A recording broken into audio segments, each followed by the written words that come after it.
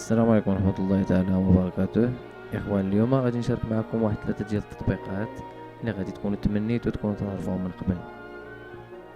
المهم، التطبيق الأول اللي غادي يكون عندنا هو تطبيق ويب بي اس، وهو اللي تيخلينا نستافدوا من الثغرات ديال الويب بي اس في جميع ديال لي روتور اللي هدانا الا كانوا ماكتيفين فيهم الويب بي اس. دونك الا كانت ماكتيفيه الثغره هادي تيمكنونا باش نكونيكطاو بواحد المجموعه ديال لي بين.